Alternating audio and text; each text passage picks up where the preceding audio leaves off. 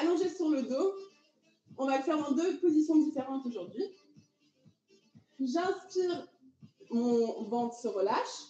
Quand j'expire toute l'air doucement, mais j'expire toute l'air de mes poumons par la bouche, en rentrant le nombril, comme jusqu'à présent, sans contracter les fessiers, sans contracter les pieds et les cuisses. Donc j'inspire, j'expire, et je vide mes poumons en rentrant le nombril, doucement vers la colonne. Une fois que j'ai vidé tout l'air, moi je vais vous faire ce signe-là, si vous voyez bien, voilà, que je bloque. Donc ça veut dire que je commence l'apnée. On va devoir maintenir l'apnée. Vous pouvez maintenir 4-5 secondes, on va voir. Mais avant de faire cela, bouchez votre nez. On ne respire plus par la bouche et vous allez faire une fausse inspiration. Donc c'est vraiment comme si vous vouliez inspirer, mais que vous ne pouvez pas parce que vous bloquez, vous bouchez les entrées. Donc vous ne respirez pas par la bouche, vous n'ouvrez pas la bouche, vous ne respirez pas par le nez.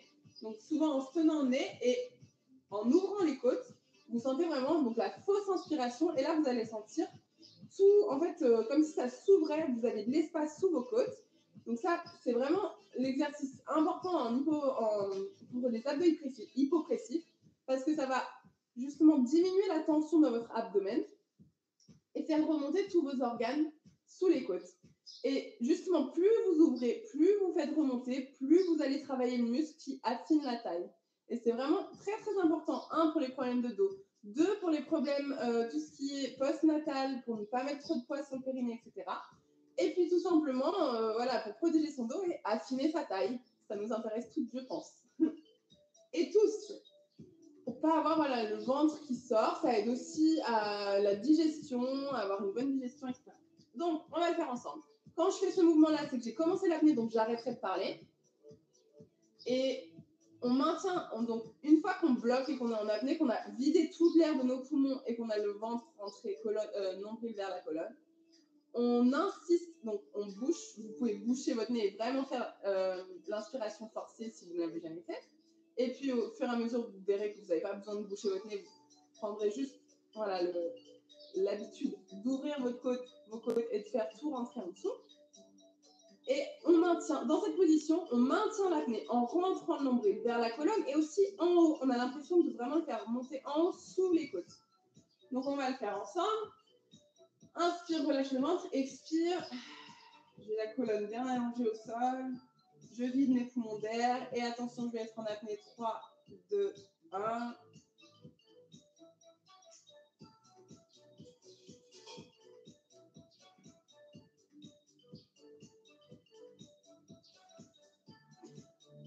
Et on relâche tout doucement, on relâche un petit peu avant de sentir qu'on n'a plus du tout d'air pour ne pas inspirer toute l'air d'un coup et pouvoir relâcher tout doucement.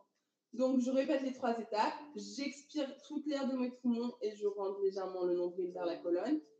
Ensuite, une fois que j'ai plus d'air, je rentre en apnée, donc je retiens l'air. Et en 3e étape, je monte tout sous mes côtes en faisant la fausse inspiration. Donc 1, je vide. 2, je bloque en apnée. 3, je fais la fausse inspiration. Puis je maintiens. 4-5 secondes pour commencer, ça va très très bien. Et puis on relâche tout doucement. On va le refaire, chacun à son rythme là, mais vous pouvez me suivre si vous voulez. Moi je vais faire une dizaine de secondes d'apnée. Donc, j'expire toute l'air doucement par la bouche. Je vide mes poumons. En apnée. Et ça, c'est le geste pour la fausse inspiration.